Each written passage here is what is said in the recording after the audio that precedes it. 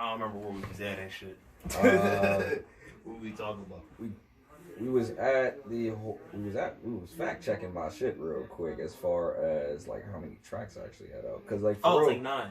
It's like 9. Yeah, bro, it's like on 9 Apple Music. Yeah, as I said, that's what I'm subscribed to. Tell me what you see. That's not supposed to be there. That's not supposed to be there. That's not supposed to be there. That's what's crazy. My distributor been fucking my shit up. See? Like that's what, I've been trying to get those songs taken down from that platform. What joint you using?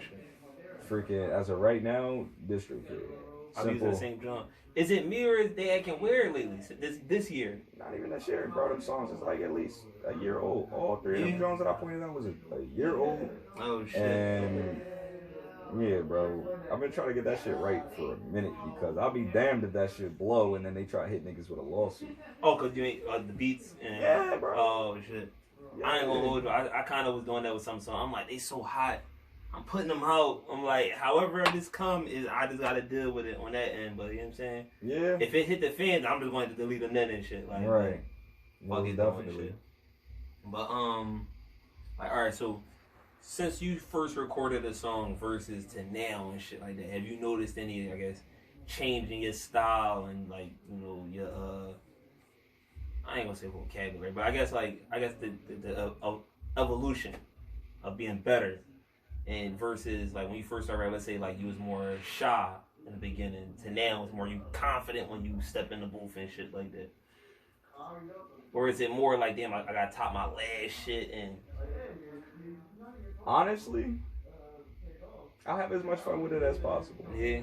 I really don't think about it like that. Oh, right. You know what I mean? Like I do if I'm in the stew and like, you know, I'm working on music, I'm in the track, or I'm in my home and I'm making the track, you feel me? I do my best to have as much fun with it as possible because at the end of the day, you can say whatever the fuck you want in a mic, get that off your chest, had an engineer hit delete, and just re-record it. Like, right. You'll be fine. Like, be comfortable, be, you know, happy in your own skin. Like, you know, this is like the type of vibe that a track brings out. Bring that vibe to life.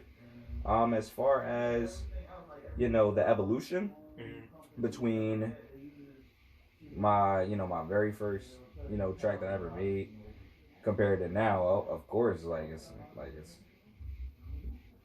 it's huge when it comes to like the, you know, the evolution, you know, because I'll definitely show you some shit and you'll just be scratching your head.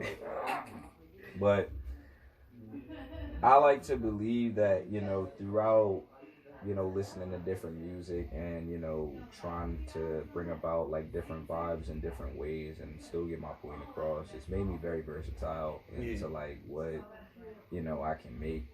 Like the project that I sent you on the private, it was like that's a whole like spacey, astronomical type genre. Would you call that like acid rap or some shit like that or no? I call it out of body music. Right. So like, all right. So it would that be how you is that how you would explain your music to somebody who? Absolutely. All right. Like every time. If you was the way to be like, all right, and they like, how would you explain it? Then you would say spacey type. No, my exact words are out of body music. Oh, or out of body music. All right. You know what I mean? If you listen to Golden and my verse on Golden, you know that's literally like how I feel, because like that was a direct like extension of myself. You feel me? Like when I wrote that, like I was on my way to Maryland to go record. Yeah. And like I'm on the road, you know, homeboy send this shit over. I'm like, all right, I gotta write this. You feel me? So I'm writing it, and you know, like I said, I don't really know how I feel when it comes to me writing tracks until like I actually say the shit. Yeah. And you know, when I finally wrote it, and I was like, okay, I get the vibes. Like I know where it's coming from. The very last verse of making the draft, like the interface I worked. Oh, wow. And I was supposed to be in Maryland for like another 4 fucking days. Oh shit. Like to record some more. So I had to cut the Maryland trip short, pack up everything that I had, just to like go back to my studio in the location I told you Yeah. which is like at least within like the next state over, 2 states over, like just to record that because that vibe of what I wrote, like I felt that. Yeah. You know what I mean? Like because it was honest. It was me. You know, I can never like fake how I feel. You know, and that's just something that I'm happy that I have an outlet, you know, for myself and, you know, evolving through this outlet as well to where I'm putting out better content and I feel like, you know, even more proud of myself for like everything that's like, you know, because I went through a lot, you feel me, just to like get here just to talk to you, you know, and as far as like, not even just with the evolution as like the music, I had to evolve as a person before I could even like evolve like when it comes to music. There were certain things that I needed to figure out for myself before I went ahead and dedicated it to like a track. Yeah. You feel me? So it was a point in time where like, to be honest, for me to evolve, like I went on a whole hiatus. Right. You know what I mean? Like to where I barely dropped. And throughout that time when I was on a hiatus, I was just developing music on a like I told you, a more so refined sound. Mm-hmm. So that's where we are as of right now. Oh, alright. You know what I mean? So, like, do you have a favorite song that you recorded, or is it like everything is kind of like it's a blend of like, all right, I fuck with this for a specific reason, I fuck with this for a specific reason, like, I feel like, or do you have a song that people would say is like, yo, this is the joint I fuck with the most? Like for me, I got a song I recorded called "Living Single." I recorded in 2014, and to this day, that's everybody's shit. Like it's like, yo, I fuck with that joint. Like yo, that Living Single shit. And it's like I got other shit too, but I thank you. It's just, you know what I mean? I get that and shit. Like, it feel like, I guess you would say like how a motherfucker would say a one-hit wonder and shit. Like a motherfucker would be like the boy Jay-Quan and shit with Tipsy and shit, or you know, Hood Hop or some shit like that. And like it be feeling, so it kind of like give me that drive to be like, I got better shit. I'm gonna show y'all this better shit though. Like, you know what I'm saying? So do you, if we go back to like the original question, is you had a favorite song and shit? Personally, for me, my favorite song that's currently out as of right now would be Makeshift. Makeshift. But like, there's a lot more that like I have that, you know, really just recorded, or is it just written? Oh, it's like recorded. Oh, all right. Like it's a lot of stuff that's like, you know, locked away in the vault right now that I really feel like the world isn't ready for yet. Right. You know, and part of that is because it's like what's going on, and like me as a person, I'm gonna be honest with you, I do feel self-conscious when it comes to like, you know, the time being right. You know, it was like it's a lot going on right now. This project that I sent you, thing was supposed to drop. Yeah. Between like, you know, issues that I was having with a label that I was a part of at the time, not with them anymore. Yeah. But like it was an issue as far as that the project coming out. Then it's like, okay, we figure out a way to work things out to where like, okay, maybe we could map this out to drop in like, let's say July. Yeah. Not even July. July was later, but it was around the time when it was initially supposed to drop. A single from the song was supposed to drop, and George Floyd had died. Okay. And I was like, oh nah, well you could just say fucking track. Yeah. Like the streets is rumbling right now. Like for real, fuck the track. Like, right. And that's where like, that's how Haram came to be, and so on and so forth. In the midst of me working on trying to put out the project, Haram came to be. Oh, alright. So that's one of them joints where it's like, you kind of had a project already done. You know what I'm saying? You was ready to start working on putting out, you know, singles, things of that nature. It's something, you know, bigger than, you know, the situation you had going on happen in the world. Kind of slowed everything down. Like, alright, you know, let me, like you said, the streets is rumbling right now, so it ain't no sense in me trying to put music out while X, Y, and Z is going on and shit like that. Yeah. So what makes Makeshift like your favorite song? It's very clever. Yeah. You feel me? Like, you know, I made it in Florida. I had flown out to Florida and linked with my homie Caution. Shout out Caution. He got a mixtape coming soon. yeah, I linked with him, and it was a 158 beat, little homie from Australia. Caution was like, yo, like, I'm gonna be out for the day. You feel me?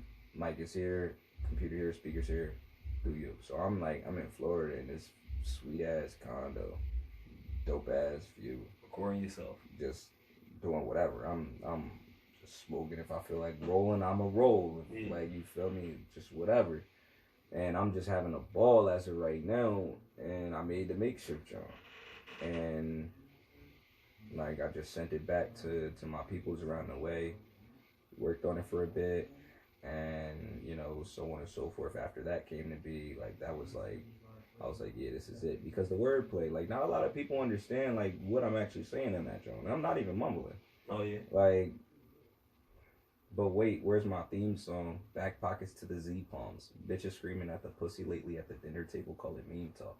Niggas don't know what that means. I don't know what the fuck that means. And I'm about to show you. Like, you feel me?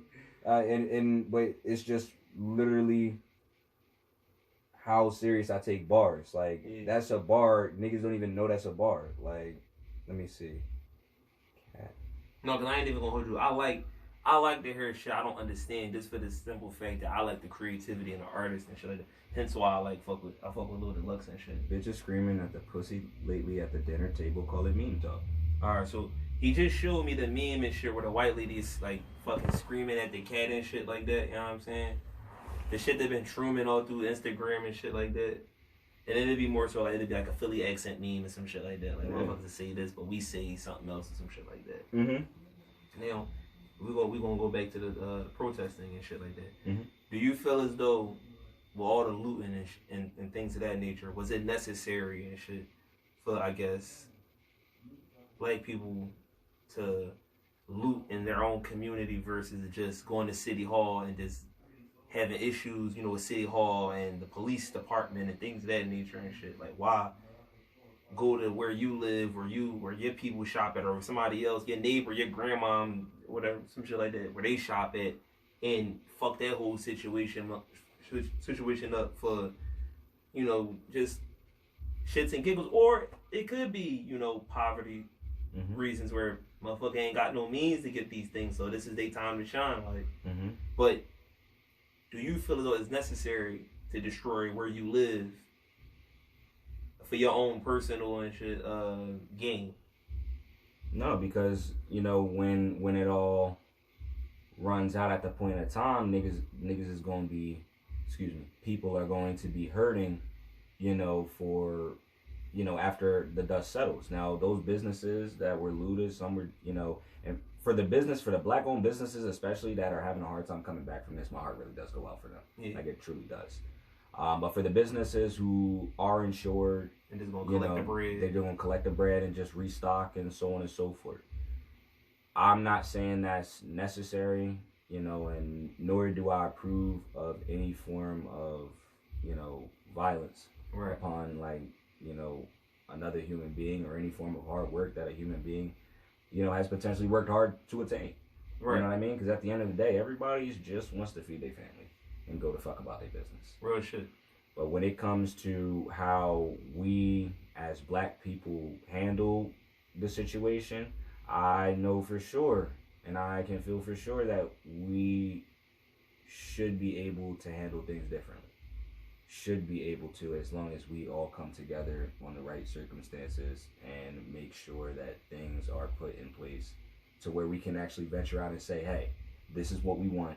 Right. This is the plan as far as to how we are going to get what we want. And then we're going to go to fuck about our business. That's just how I see it. I'm more so on the younger side. So, like, I'm 21. Okay. So, like, you know, the way I see things compared to, let's say, the way my grandmother sees things are potentially different. So, you know, this is only, you know, my point of view. Yeah. You feel me? My point of view. And I'm more than open to having a discussion and listening to other people's point of views as well. I'm never opposed to that because, you know, even though I feel like I'm an introvert, like, I love conversation. Right. You know, I love conversation, especially when it comes to our people. Yeah. So, you know what I mean? This is, like, my first time, like, really on this joint. Yeah. And if somebody listens to this and necessarily doesn't like my response to your question, feel free to DM me at 302 Rain. I'll be more than happy to continue the conversation with you from that point on. Right. Now, as far as like in Tulsa, Oklahoma, I guess it was like in the 20s or something like that. I guess they had like a whole, I don't know whether it was like just a strip or if it was like a whole certain area or whatever, where it was like everything was black owned or whatever until, I guess, the massacre happened and then, white people came in, destroyed buildings and set shit on fire and things of that nature. Do you believe, I guess, not in our lifetime, but any time in the future, there could ever be a situation where, like, let's just say a strip, like, let's use, you familiar with Germantown? You familiar with Germantown? Half and half, but please. All right, let's just say 52nd Street and shit like that. Okay. 52nd Street, all black business and shit. Okay. That whole joint. Like, do you think, like, it could work and could it possibly happen in the future and shit like that? Absolutely. And the reason I say absolutely is because at the end of the day, nothing is impossible. The biggest thing when it comes to, to us as black people, the one thing my parents, my stepfather especially, always tried to, like, drill into my head is that it's not impossible for us to do something. Right. We just have to work harder than the next person. You feel me? Who comes out the womb and doesn't have the same pigment of skin that we have. Right. We got to work harder to get what we want.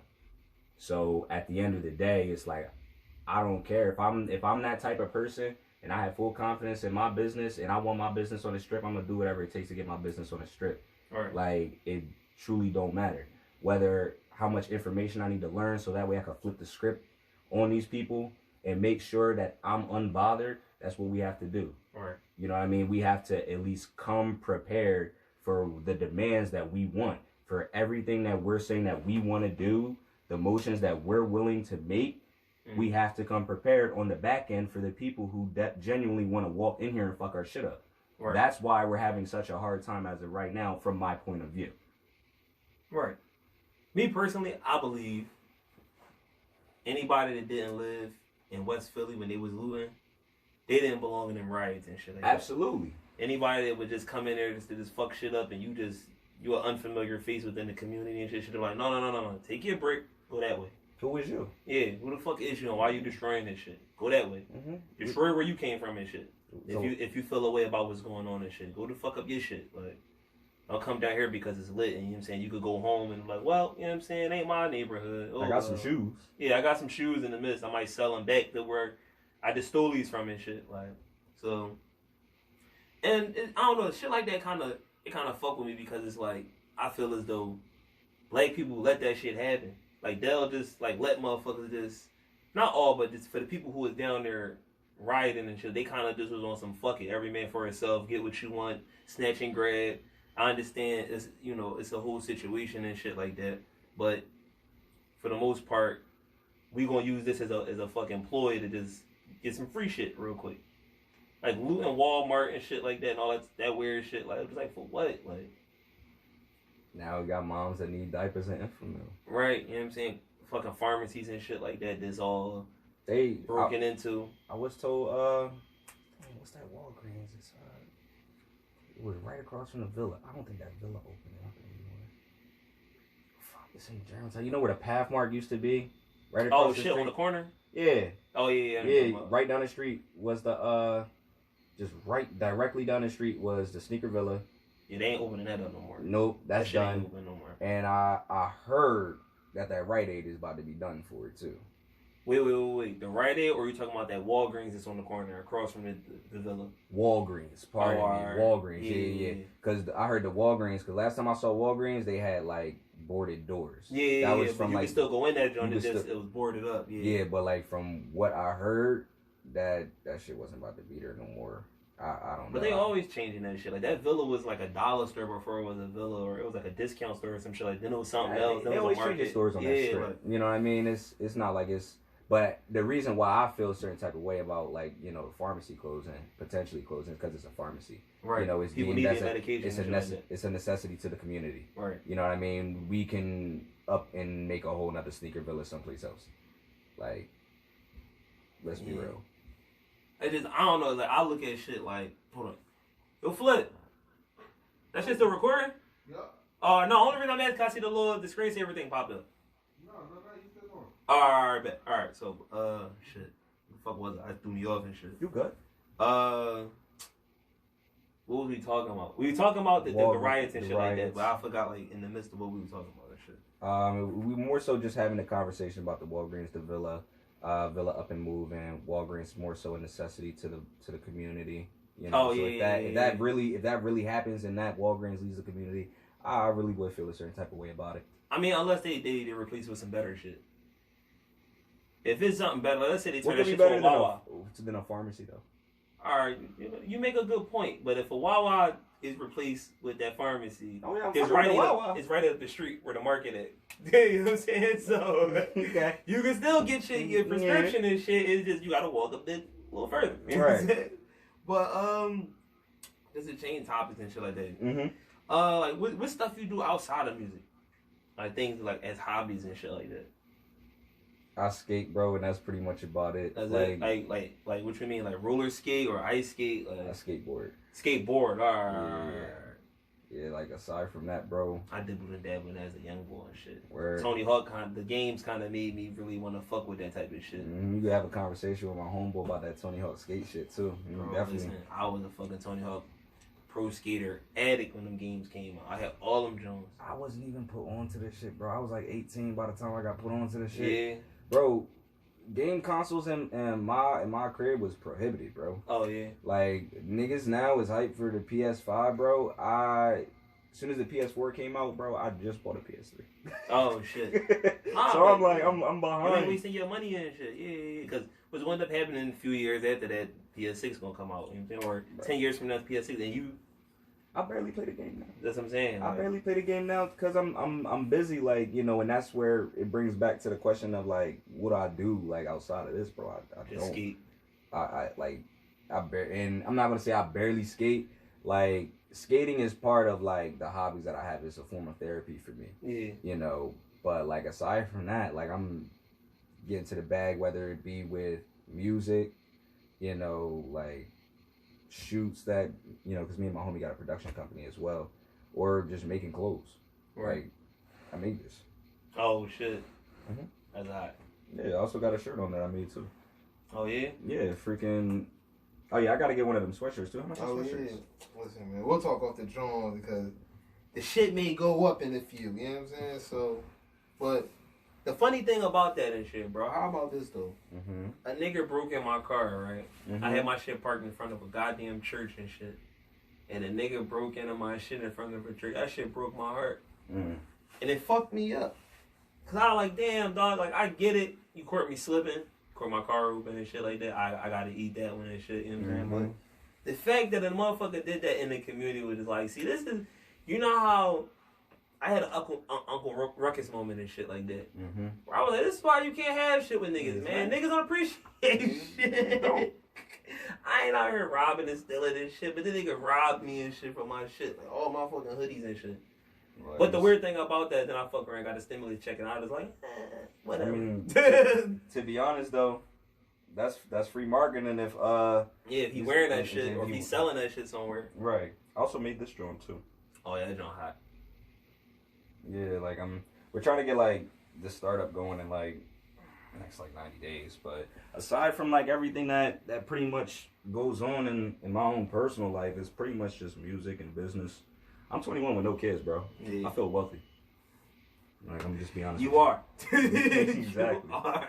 Believe that. But yeah, like damn, 21. Damn, that's crazy. I'm 29, so that's why when you say you 21, that shit just fucked me up and shit. I just instantly thought about 2012 and shit. I'm like, I remember I was turning 21. 2012, I was in 8th grade saying goodbye to all the shorties because we thought the world was about to end. Oh yeah, the Mayan John and shit. I got shorties fucking with me that I ain't even fuck with all year, but they thinking it's the end of the world, so they trying to fuck with the kid. I gotta take this school bus home, bitch. Right, real shit. So, alright, like, what was like your high school? Like, how did your experience with high school go and shit like that? High school, I was. Or for the question, I guess, like throughout school, like elementary, middle, like the transitions and shit like that, as far as like getting used to meeting new motherfuckers and shit. Mm-hmm. That transition of, are we in this one class with the same people all day to get into high school? It's like, all right, well, after this bell ring, I ain't gonna see you again until tomorrow, or I ain't see you again until like the last period or some shit like that. Like, how was that transition?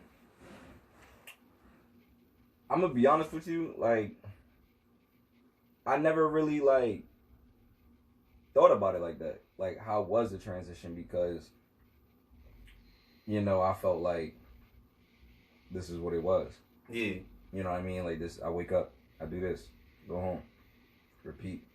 Like, that ROTC stuff, you know what I mean? I'm not dissing it.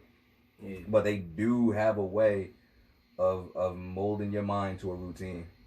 And then, like, by the time you institutionalize you and shit like that. Yeah, by the time you realize it, bro, it'd be too late and you graduating.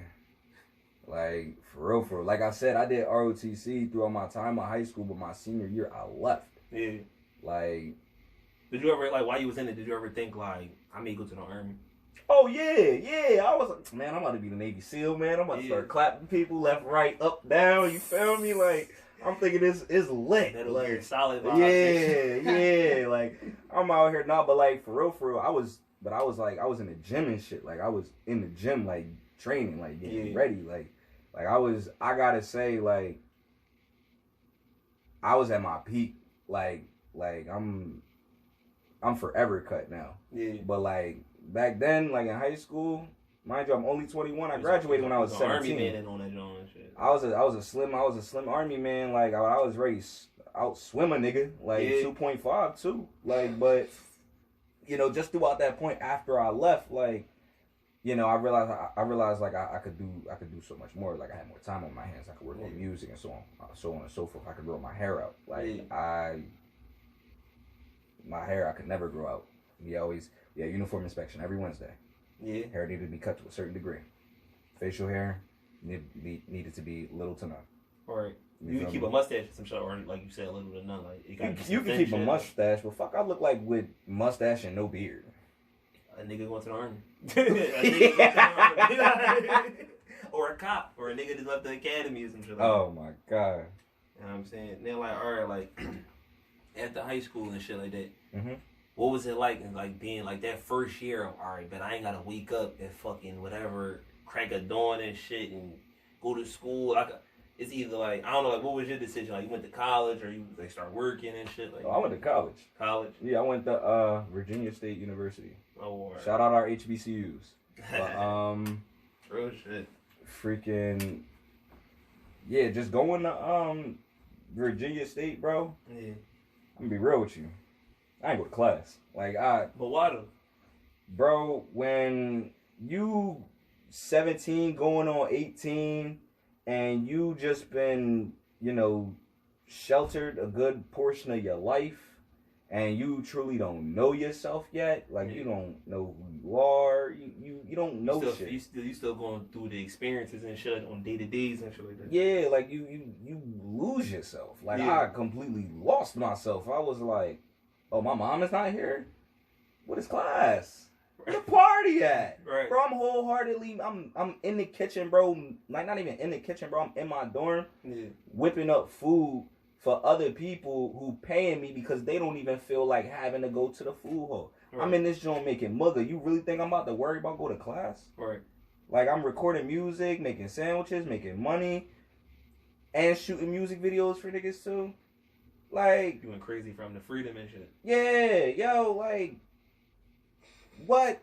I'm having a ball. Like, and I did attempt to go to class. Yeah. It's just like, when I did go, like, I was like, yo, why the fuck am I here? Like, I ended up developing like depression while I was down there. And from like, what you believe was the source, like, of the depression? The source of the depression was me, like, being around like a campus full of people and not being in tune with myself.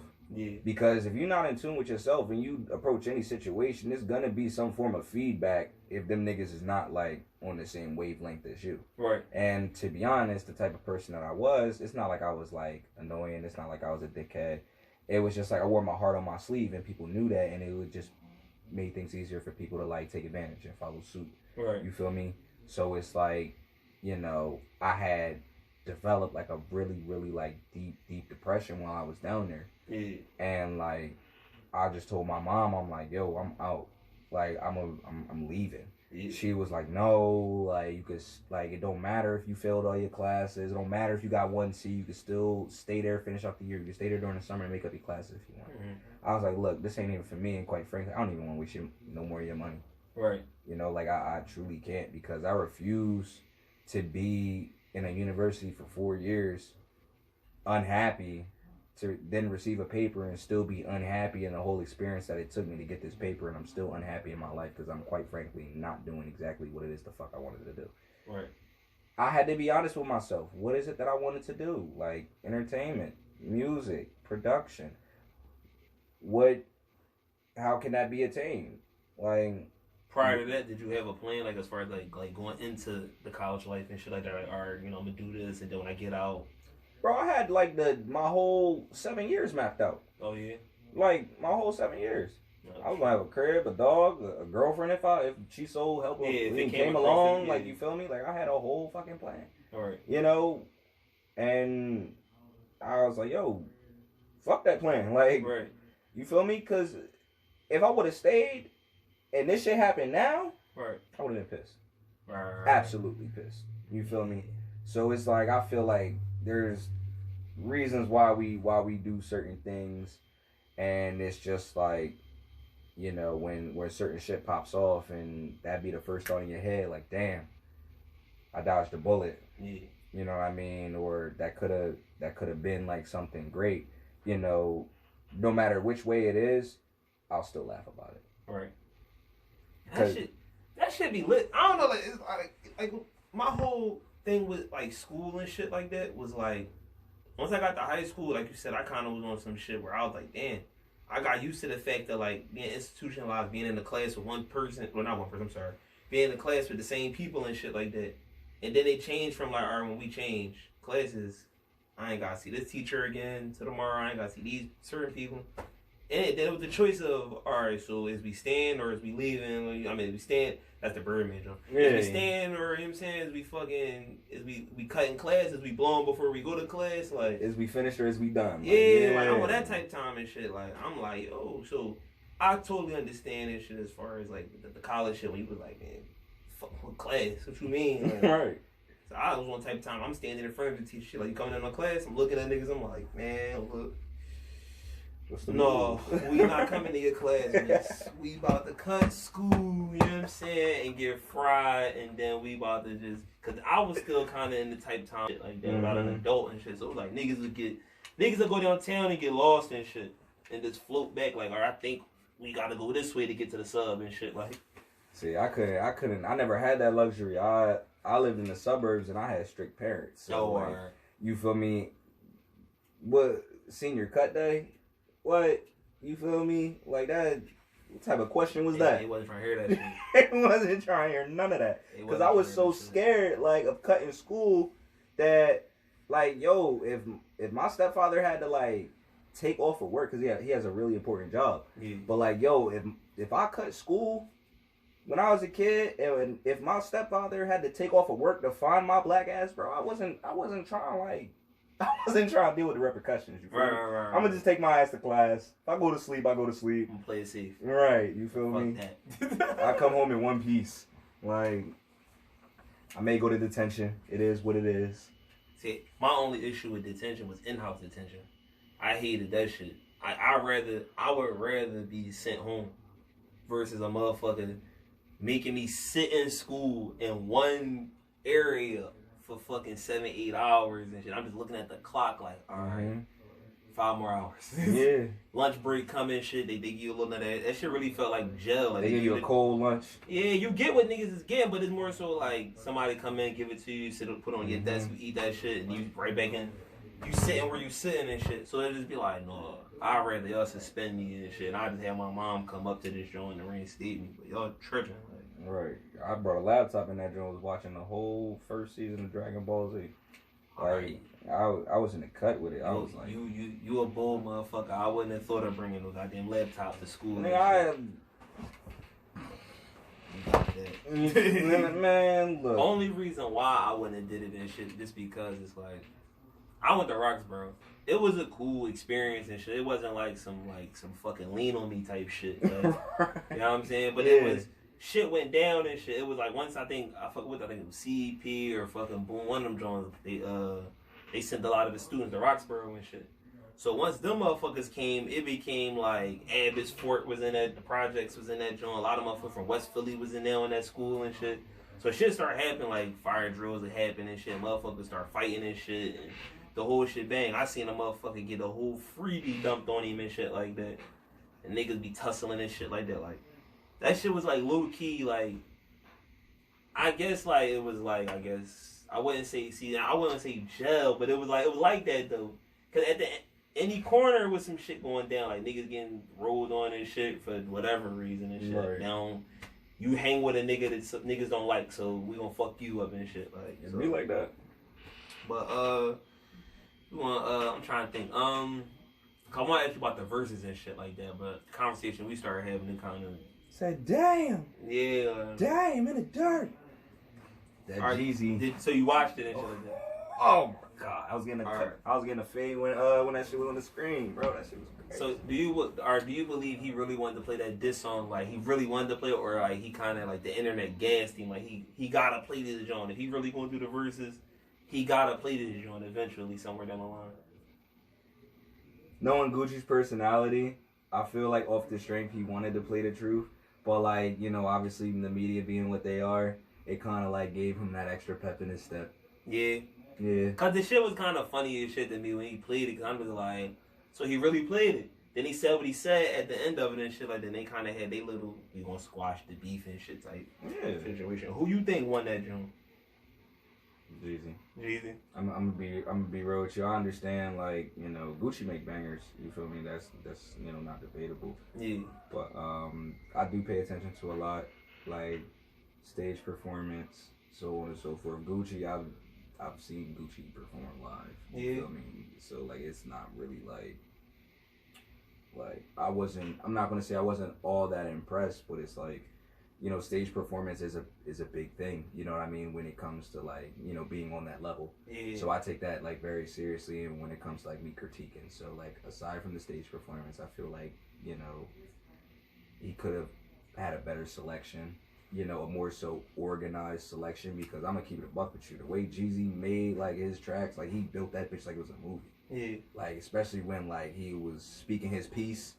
Like, yeah, that was some like straight out of movie shit. So Jeezy gets points for finesse and like the way he brought that shit together, and especially it was like well calculated on his behalf and shit. Because it's like it's kind of expected. You know what I mean? Like, I'm not gonna say I wouldn't expect Gucci to be on some calculated shit, but you know, given the circumstances of what had played out and what had led up to this versus for 15 years in the making, that's led up to here. I'm gonna be a calculating motherfucker that night. Right, yeah, because this is kind of like a battle and shit. Without it's the build up. You know what I mean? Like, it's the build up, man. We finally here. 15 years. Like, niggas ain't in no boxing match. Right. Niggas ain't get clapped. We actually coming together for the verses to display the music. Some shit happened in between that time, as far as this person within their career and that person in their career that made them cross paths. Yeah. You know, off the negative.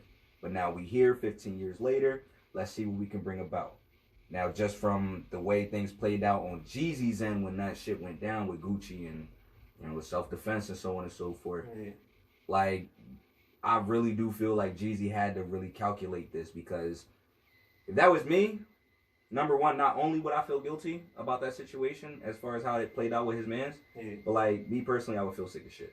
Right, because you just took somebody from their whole family and shit like that. I would. Well, not even say you took it. It's more so you kind of put the battery in somebody's back and shit. Yeah, like some shit. Yeah, like I would feel sick as shit. So it's like, you know, it's a strategy. You feel me? Like, niggas do this shit all the time in politics. How do I figure out a way to bounce back and make people like remember less, not forget, but remember less. Right. You feel me? And I really do feel like towards the end of that, Jeezy really like he made me feel differently, like towards like how the situation, you know, came about. So would you want to hear like in the future like a Jeezy Gucci Mane song again and shit, like, or is one of them things where it's like, all right, it's good that they squashed the beef and then they could just go about their business and shit? Personally, like, and mind you, this is just the type of person that I am. You know, if they make a track, I'll listen to it. Yeah. You know, do I care if they make a track? Absolutely not. Oh, word. So it's kind of one of the things where it's like, damn if you do, damn if you don't. Bro, I'm out here. I'm on a bullet train trying to make my own shit happen. Right. You feel me? I'm not even to sound arrogant, you know, but like, yo, I'm trying to make my own shit happen. I ain't even trying like take my time to go ahead and like figure out who's, you know, dropping collabs and who's dropping albums and so on and so forth. It's a lot of mainstream niggas albums that I still have yet to listen to, that I need to listen to, quite frankly, because I fuck with them as far as like certain pieces of art they've put out. Yeah. Now, when it comes to like full on projects, like I'm lacking. I'm fucking lacking. But as far as that, I tend to worry about like myself more when it comes to, you know, the progression and everything, because I can't keep looking behind me to see what, you know, Sal and Sally are doing. You know, that also, it helps as well involving the progression of my music, I feel. You know, because I tend to cut out a lot of bullshit. And as far as what you mean? Like, basically, like, in my opinion, when work isn't getting done, or, you know, let me figure out how to word this. Bullshit meaning, like, anything that's in, like, more so my way of, like, trying to get to your goal. And trying to get to my goal. Anything that is deemed unnecessary, in my opinion. Like, you asked me, like, would it be, you know, you asked me as far as my thought when it comes to, like, the Jeezy and the Gucci joint. Like, that's really not a thought in the back of my head unless somebody, like, really brings it, like, to me. Yeah. That's pretty much how it is then. Like, it's not a thought in my head until, like, it's brought to the table. Right. To sum everything up. Yeah. No, because I totally understand what you're saying and shit like that. And just for the sake of, it's a current event, so I was like, I'm asking shit like that just in case he's into that type of shit. Right. Me personally, I'm not a super duper fan of Gucci Mane and shit. I like a couple songs and shit like that. I think my favorite Gucci Mane song is Lemonade or some shit like that. So it's like, I believe Jeezy's a more mainstream artist than Gucci. So I kind of seen Jeezy winning anyway. Right. You know what I'm saying? Mm-hmm. Now, as far as that, you said you don't really pay attention to like other people like that, but just like, you know, for your own, you know what I'm saying, whatever. So it's like, who, like, if you was to pick the next verses and shit like that, who would you choose to be in that genre? Like anybody and shit like that, whether living, dead and shit. Like.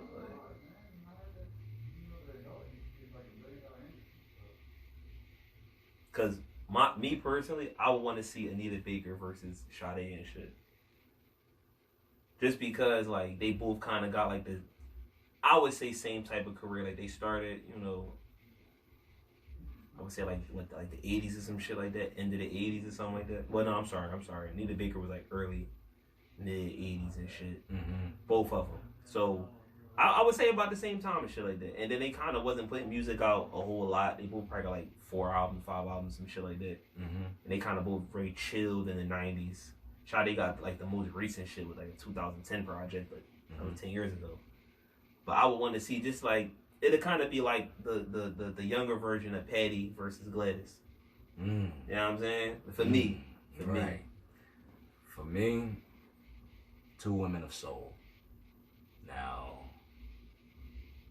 I'm also going by catalog, but if we just talking like, you know, artists, you know, genre soul music, I'm going to go ahead and say Jill Scott versus Erykah Badu. Yeah. Jill Scott, Erykah Badu. That happened already, though. It did? Yeah, that happened already. I live under a rock.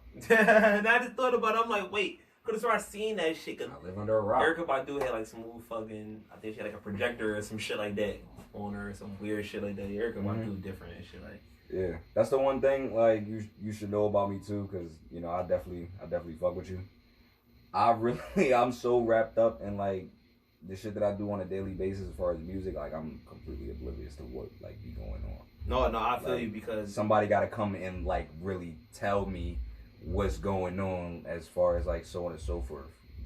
Even when it comes to like the biggest things in the world, because you know I'm that much in my zone, whereas like the world could be fucking on fire and I wouldn't even know. right, because you got your own shit going on. Yeah. So you know what the best way, like I guess my analogy of like how life works is like you just going through like a fucking tunnel like 100 miles per hour.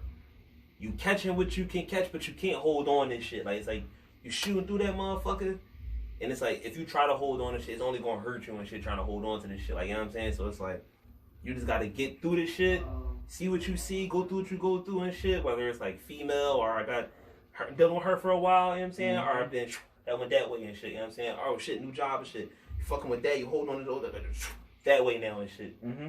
Oh, that's how. So I understand what you mean and shit like that. You know what I'm saying? Every day is some new shit going on, new shit. Right. So like, alright, so if you could pick, I guess your favorite Philly artist and shit like that of all time, who would you pick? Naturally, because this person had an impact on me as far as like, you know, from a young age. As far as you said, inspiration. No. Like you personally, like a person that was born in Philly. Mm-hmm. Like who would you like? I guess like who is your top Philly person? Not a list, just like this one person. Philly Freeway. Freeway. But why though? Freeway made my fucking childhood, bro. Yeah. Like real rap, because I was young. I was going to school at Greenfield Elementary. Is that like 22nd, 23rd Chestnut? Weekends I would go over to my stepdad's spot, because I was, you know, still living in Philly at the time. Yeah. Stepdad had a spot in Jersey. Every Monday morning he would take me and my dad, every Monday morning he would take me and my mom over to Philly, drop my mom off at work. She used to work at Will's Eye Surgery Center, right across from where Lincoln Financial Field is. All right. So during that point in time, like occasionally he would take me to Burger King. And this is just how, like, I know, like, subconsciously, this is just forever stuck in my head. I would get French toast sticks from Burger King. Yeah. And wait, like after 12 o'clock? No, like in the morning. In the morning. Oh, when he's taking me and my mom like to work and school. Yeah, in Philly and shit like that. Yeah, because I was on 23rd, 22nd Chestnut, Greenfield. Yeah, that's like it's in Center City. Yeah. So I got the Burger King. You feel me? I got my little French toast sticks, and like Freeway just came on. What we do? Yeah, and like that was my first time like actually residualizing like, yo, what the fuck is going on? Like I feel like that's actually the point in time when I started remembering shit. Oh, all right. Like as like from here on out. Yeah. So that's just something that always like came on. Like this was before I even knew what a fucking 40 was. And I'm saying like cracking 40s when the sun go down. It's a cold winter. Like I don't know. That's what I'm saying. Like he said, we keep them nines tucked, chop dimes up, rap about it, wild out, fuck niggas up, laugh about it. Like this is the mold. Yo, like that's what I'm saying. So it's just like that was always a big thing. I was especially a big fan of Freeway's features on the Diplomats album. What was that? 2003, 2004. Yeah, I don't remember which joint that was. Was it Diplomatic Immunity or some other shit?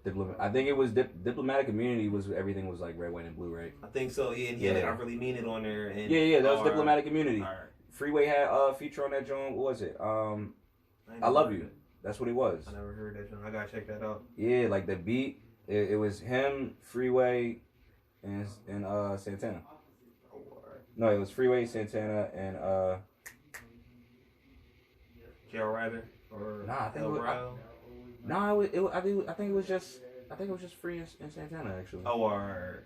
Hellrail freestyle came on later on down that playlist. Hellrail was a low key underrated. I could tell because for real, I just got into like I just started listening to Dipset heavy, like yeah. As in like I'm still on diplomatic immunity right now because I'm just that caught up in like how structured this shit was. You ever heard the Best Out?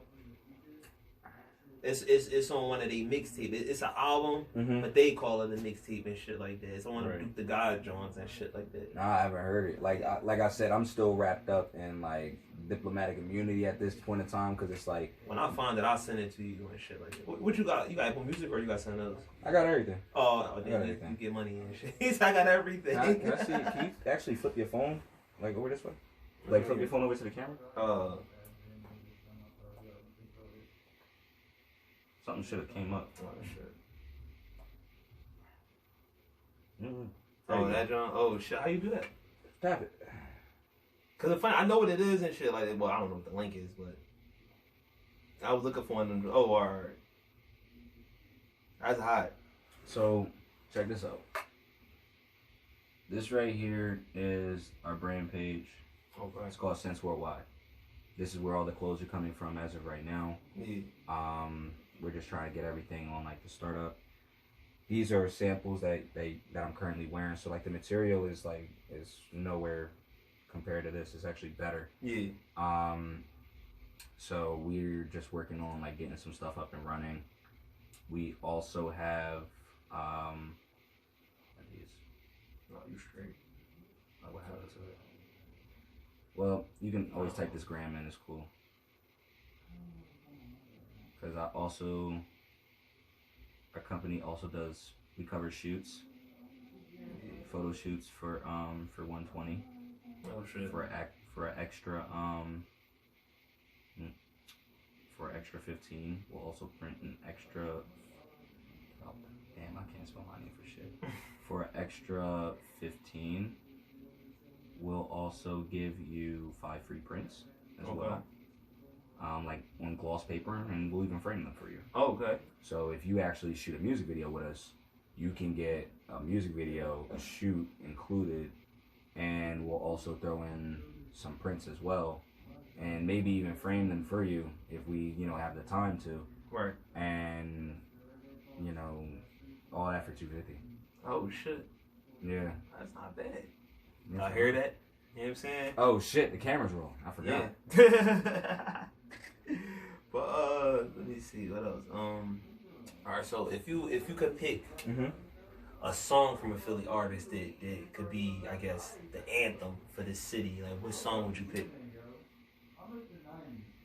And you ain't gotta think about the city. It's just what you feel should be. It could be, an anthem for the city and shit like that. Like when you hear it, you know what I'm saying, you like, if I can get it, like if this was to explain how Philly feel and shit like that, this is the song and shit you should play at the fucking any major Philly event. Cause me, I would say What We Do. Right. Me personally, I would say What We Do. I'm gonna say it has to be from a Philly artist. Yeah. Philly artist, okay. Cause mind you, like the Philly artists I know personally are like underground and shit. So like a lot of me coming onto the Philadelphia scene, I'm on to the underground right now. So when it comes to anyone else that's on the scene right now, there's GOML. Never heard of them. You never heard of GOML? No. GOML, they've been around the city for a little bit. They got some people a part of that label. I'll fill you in later on. But damn. Like as far as anyone I know with the anthem. See, I don't even want to say like, What We Do, because personally to me I feel like that's the anthem already. Yeah. Like, well, it's kind of, I feel as though if a Philadelphia person was to we just go outside right now and say, what song would you pick? A lot of people pick Dreams and Nightmares just because it got the build up and then hold on, wait a minute. Motherfuckers love that shit. So I would believe people would pick that, but my personal pick would be What We Do. Exactly, man. If I could rock this shit for my kids, like, yeah, like, feel me? Kind of like every verse, like, even though, you know what I'm saying, even though Jay-Z on there, he not from Philly, but he did a lot for Philly, so it's like I give it the pass on that, like it's cool. So it's like, so, alright, if you could pick any artist that are alive to collaborate with, who would you choose?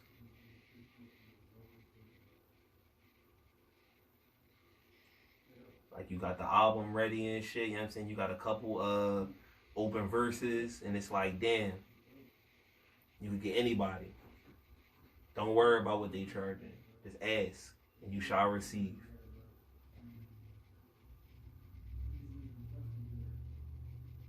It's fucking you up, right? Because then you think of all the people you like, who style match your style, who would be a crazy ass song and shit.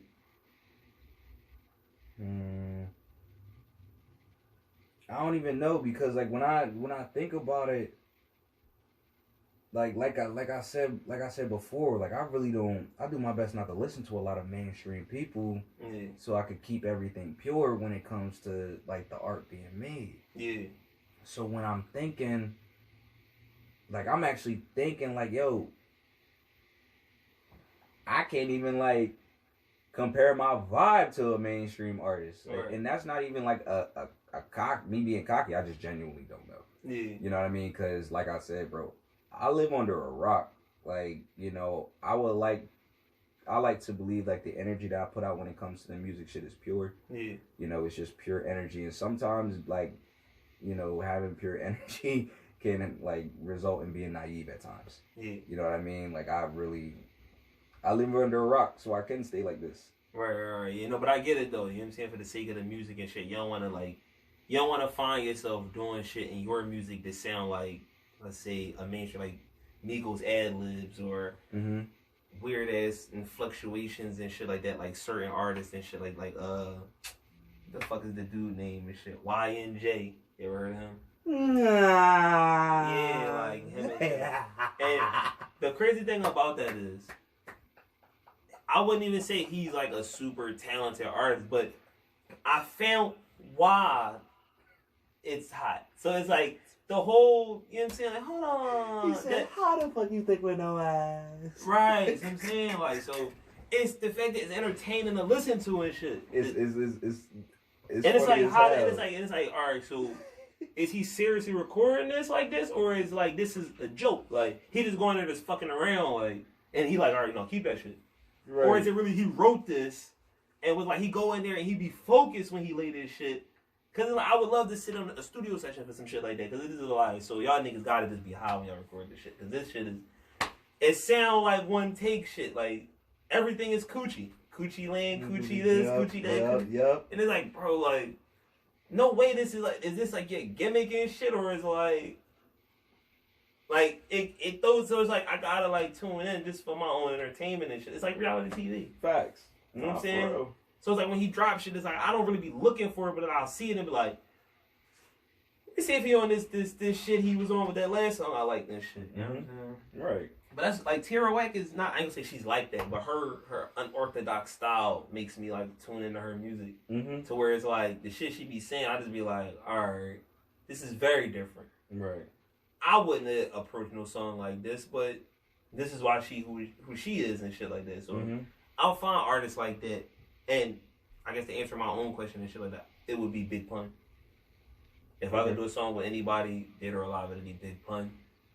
For the reason of him being so lyrical, it will only test me to be lyrical. I wouldn't do a song with him so it could be like a fucking catchy hook joint. It'd be like, all right, I want to really test my pen and I want to get him the fuck out of here and shit like that. So it's definitely gonna be some like, it'd be definitely some band from TV type shit. How like niggas was just rapping on that joint. It wasn't no hook. It was just straight. I got a verse. The next nigga come in. Then the next nigga come in. Like, and I would just write the best shit that I could possibly pen together. And if I got time to like really sit and like think of what I'm gonna say and shit, I'm gonna really go to fucking and shit like that. But if it's like on the spot shit, then I'm going for the jugular and shit like that. I'm trying to think of all the hottest shit I could possibly say that and just had this nigga on some.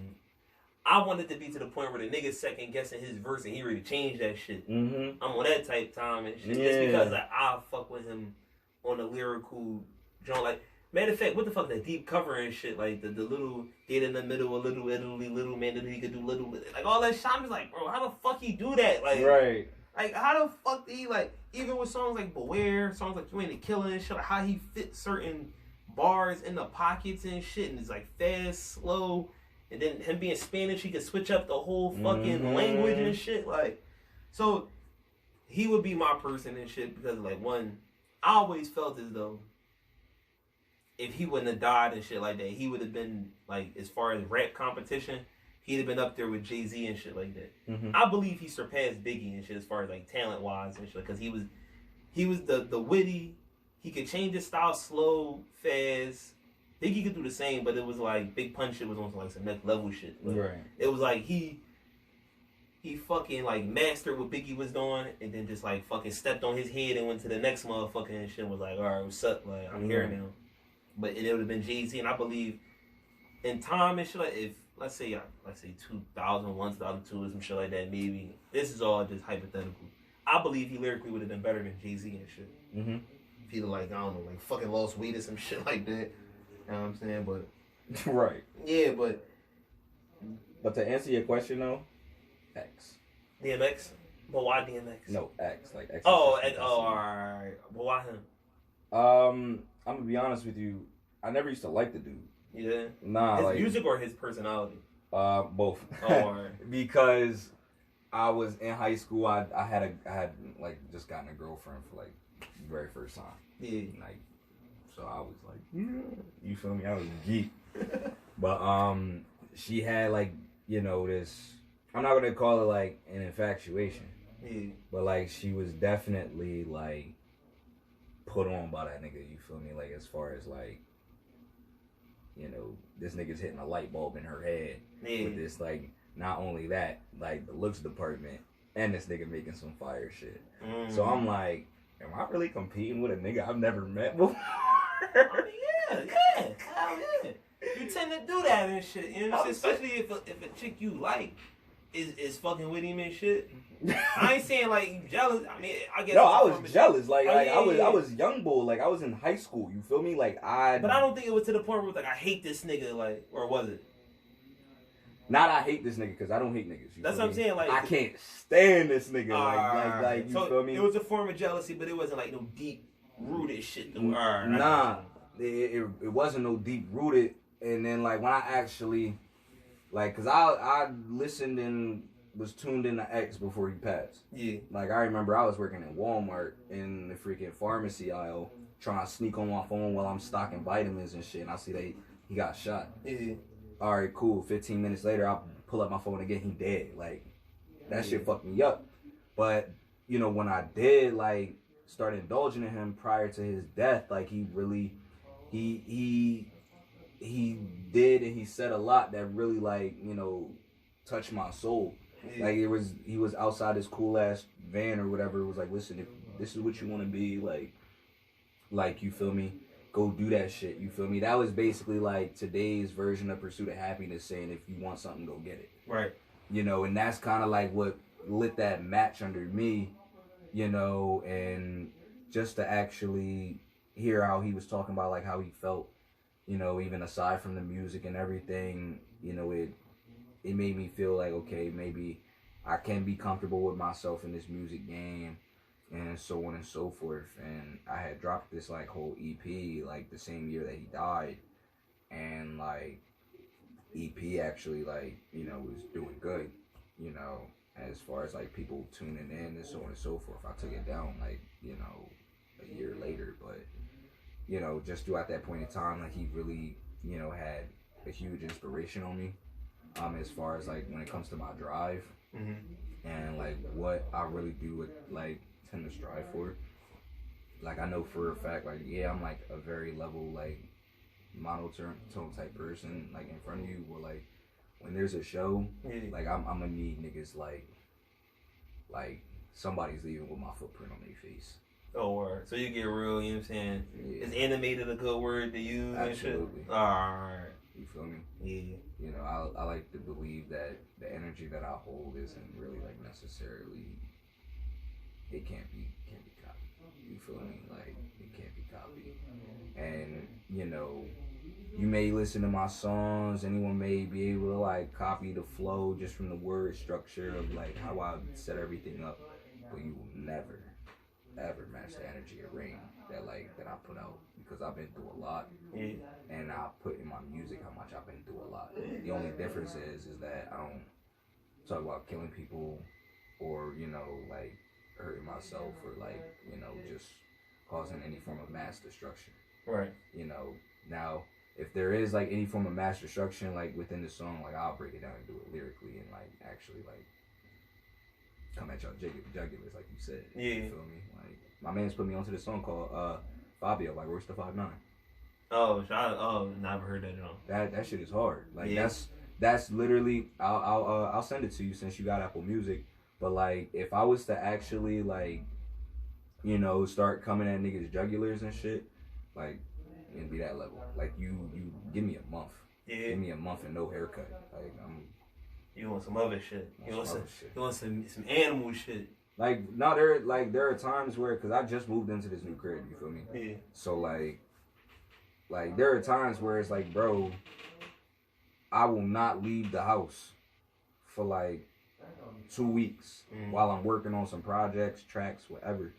Then I will not get a haircut. My man's out there cut my hair. Like he cut my hair like yesterday or the day before. Like just because I needed one. Like, you feel me? Like bro, he's like, bro, you need a haircut. And I'm like, all right. But like that's how I get. I get so wrapped up in the music and everything. Like my hygiene is always there, but it's like when it comes to like a hair, I'm a wolf. Yeah. Like I really be wolfing in this joint because it's like I always thought like when Kendrick go off the grid or J. Cole go off the grid and they come back with like a whole fucking album, these niggas be looking rough, bro. Right. Especially Like, J. Cole and shit. Like, right. He started growing his dreads out and shit. That like nigga came back looking like Jesus. Yeah. I was like, what the fuck is going on? Kendrick Jones is more so his facial hair is just be all because his beard don't fill in and shit, or He got brush it. He got shave it down. He got the Beanie Siegel and State Property one joint and shit. Like, you know what I'm saying? But when they do come back and they do look like that, like it's some heat, bro. Like that's where when I sent you that, bro, I was looking rough as shit. Yeah. Like I was like, oh my god, like this shit is done. Like this is some heat. Like I was crying, bro. Like when I listened to the project after I sent it to you, like through and through, bro. Like I cried, like because this is, you know, something that really means a lot to me. You know what I mean? I really don't care about like, you know, being on a Travis Scott level and making millions of dollars and this, that, and the third, bro. I just want to do my music and be happy and like really not work a 9 to 5. That's really it. I'm a very simplistic type of person. I'm a very simple person. You feel me? Like this is what I want. This is what I try to go for. Cool. You know, at that point, I'm just waiting for that call to where I can just quit my job. Right. You know what I mean? Like that's the real American dream when you could just like fucking like wake up, do what the fuck you want, be happy and shit like that. You ain't gotta worry about financial shit. Mm-hmm. You know what I'm saying? Ain't no fuck a picket fence and 2.5 kids. Like where the money at? Right. Or it ain't even but that's just, you know, the tool and shit for the freedom and shit like that. Yeah, the money is the tool. I use money as a tool for niggas to leave me the fuck alone. Right. Yeah, that's what I'm saying. The tool for the freedom is a tool for the peace and shit. Like you ain't gotta worry about, you know, bills. You ain't gotta worry about, you know, a family member that needs surgery or some shit like that, or you know, whatever the case may be. It's one of them things where with the right number you could like you said, have motherfuckers leave you the fuck alone. You know what I'm saying? Motherfucker call you, oh man, alright, I ain't about nothing. Hard times came upon it. Alright, cool, I ain't tripping. It ain't gotta be like, damn, you know, a relative hit you up. Oh man, you know, so and so about to get evicted, and then you need to do with the money. So it's like, damn, I got this going on. I gotta pay for this. So if I do that, then I'm gonna be back on it. You know how that shit go. You know what I'm saying? So yeah, it's kind of like a tool for peace of mind and shit like that. But like, alright, so like my last question would be, for any up and coming aspiring artists and shit like that, what advice would you give them like before they actually go into a booth and record their music and begin the journey of never knowing when the fuck shit gonna pop off, and you know what I'm saying, the day to day of people, you know, I ain't gonna say doubting you, but they don't see what you see in your head and shit. They more so like, oh, alright, you wanna be a rapper, okay, cool. And they kinda just like, we'll see. You know what I'm saying? Like, what advice would you have for that person who don't got no direction? They just trying to just figure it out like we all are and shit. For real. When it comes to, you know, being on that level and not really having like, you know, that many people to necessarily talk to, as far as like starting this, because of course when you start out, you're not gonna have like, you know, unless you know people that make music, you feel me? If you know people that make music, you just started doing it, like, that's cool. Yeah. But, like, as far as anyone who, you know, just randomly wants to start doing this, doesn't know anyone with any association of the craft whatsoever. So if you bring that to, you know, those people and they're off rip, you know, well, I'm going to say 9 times out of 10, like, they lean towards the left when it comes to, like, are you sure? Yeah. It's really like, you know, so that feeling that they have, and then mixed in with what you had shown them, you know, it's automatically going to be a no. Right. You know what I mean? Because, like, they don't decide to listen to the potential. People forget to take into consideration that if a friend of yours is asking you about music and this is like the first thing that they made, don't shoot them down. Right. You know what I mean? They just made that, and you know, if you're friends with that person for that long, like, you should know that they never made a fucking song since you were friends with them. Yeah. So why would you shoot them down like that? Right. So I say the best advice is that keep it, like, for me personally, I keep it under wraps until, like, the time comes. You feel me? Like, the generations change, you feel me? So there are certain things that I could let other people know as far as starting out, which is, number one, have a game plan. Yeah. Make sure your song is structured into what you want it to be. Just don't say it's a heartbreak song. Right. Just don't say this is like, oh, a getting money song. You know what I mean? Actually, put some definition into it. Refine it a bit. Yeah. Talk about, like, you know, your life experiences in reference to the subject of your song, because that can actually bring everything full circle instead of you adding a hook, and the hook is just you repeating, like, Yeah. you know, certain things. I hate songs that have the same hook Repetitive. repeated 3 times. Yeah. If your hook is basically you repeating the same thing and it's in that joint 3 times, Yeah. and you say at least twice, that's 6 times I've heard your hook. Right. But you understand why people do that and shit though, like they kind of like put it in a motherfucking head and shit, like then drill it in they shit, like. But for some people, it's annoying though. It's annoying to me because, like, aside from the hook that is catchy, what else does a song have to offer? Right. Make sure for any The artist, content makes sense and shit. exactly, and that's the thing, because, like, I've been to, like, college parties and everything, you know, let's say last year, I went to some college parties or whatever. I knew an associate of mine, Yeah. a past associate of mine. She had invited me to a party to, like, you know, mix, mingle, talk a little bit. You know, I let her know, like, I do my best not to talk business when I'm, like, sauce, but Yeah. okay, fuck it, like, why not? It's slide, you feel me? Yeah. So I'm chopping it up with a couple people. Met a couple engineers around the way. You know, just started freestyling in the basement at a party that they was having and shit. Yeah. And, like, you know, I just started chopping it up with, like, a couple people. They was like, yo, like, what's your classification? Classification, like, freshman, sophomore, junior, senior. Yeah. I was like, oh, I don't even go here, bro. Like, they was like, what? Like, Wait, so in the midst of you saying that and shit like that, like did the whole kind of like the dynamics of like the interaction change, or no? It's more so like, fuck, like, fuck you oh no, doing here? the whole interaction changed. Like, Oh. I got both of those. Like, I got both of those responses. Yeah. You feel me? Like, the dude who said, like, what the fuck am I doing here? I had to do a double take. Like, all right, I'm on real quick. Like, words seem differently when you saw us. So I actually told him what the fuck I was doing here, as far as, like, what I do. I do music. That's what the fuck I'm doing here. That's it. But, like, anybody else who genuinely asked the question, like, you know, what are you know, really? Like, you know what I mean? I just let them know, like, yeah, I don't go to your school. I do music. This is what I do. Oh, how old are you? I'm 21. What? Right. Like, You don't even be expecting it. that's what I'm saying. And, you know, a lot of these kids, you know, they're in college now. They're in college because their parents have some business and they need them to, like, take on the family business, and, like, or they're selecting their classes for them, and they're balling on all of this fucking tuition for something that their kids really don't want to fucking do. I've talked to these kids, yo, they're telling me, like, yo, real rap, I want to be a painter. Yeah. I want to be an artist. Some people just want to make music, and when I say, okay, like, to what like degree, it was like, yo, I just want to make music As and a be, hobby. not even as a hobby, like as some form of lifestyle, but they don't need to be, their words, not mine.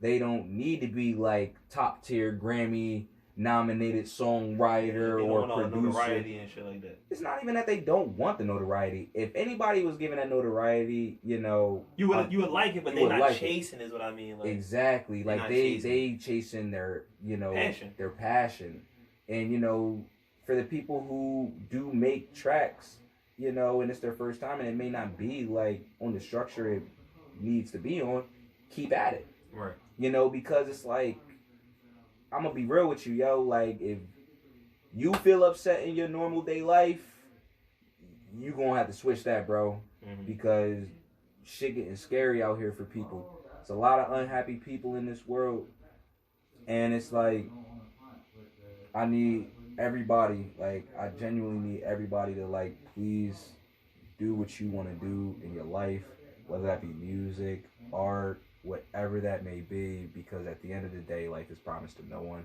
Be happy with what you want to do, and please start as soon as possible. Corona season may be here, but you being in lockdown, since we technically are located in Philly, this gives you a lot more time and opportunity to explore you and see what it is can make you tick and actually make something of yourself. Because that's literally the biggest thing, bro. It's a lot of unhappy kids right now that's stuck, or they feel stuck because of the obligation that parents make their kids feel under. You feel me? Like, I'm paying for this, you might as well just go ahead and do like what I need you to do. Mm-hmm. You know what I mean? And it's like, hey man, money is a very evil thing, and it's like, I feel that we put money on a pedestal to be like, listen, you can't be happy unless like you have this career and this, that, and the third, and so on and so forth. So for anybody who wants to do music, keep at it. Know that, you're going to get better over time. It's not like an overnight thing. You're going to meet like at least over 100 people throughout your lifetime as far as music, if that's what you really want to do. And humble yourself, especially. You know what I mean? I'm not going to say sell yourself short. Right. But definitely humble yourself. Because definitely know your worth. Exactly, know your worth, because there's a lot of people who take advantage of believing that they know people's worth, and that's how like a lot of niggas get burnt. Yeah. You feel me? You have to have confidence in what you do, and it's like, a track with me is like, I can't say like a track for me is ass. Yeah. A track for me is just like, if it's ass, it's a draft. Yeah. I refine it later. So that's pretty much like the best advice that I could have. Like, make sure your confidence is on the beam, and stick to yourself and refine it. You know what I mean? Reach out to other people who are, within the same field, who genuinely want to see you win. Yeah. Because they will not steer you wrong when it comes to, this shit. Because it's like, oh, if somebody comes to me with a track and I listen to it, and me doing like a little bit of light engineering, like if I have a preset that could make this song and I fuck with you, I'm gonna give you the preset. Yeah. Send me the stems. You feel me? Like, we gonna get you right. Right. That's just the type of person I am. But there's only one Rain. Rain can't be everywhere at once to help everybody out. Right. So in that point in time, you just have to find your own way, but still be humble. Network. Yeah, network. Be humble and stick to your guns. Right. Like, that's to sum everything up. So we gonna end it like this, you know what I'm saying? Let everybody know where they can find you at, you know what I'm saying, what you got going on. What's good, y'all? It's your boy 302 Rain. Shout out to my man's Ace involving the podcast. I really do appreciate it.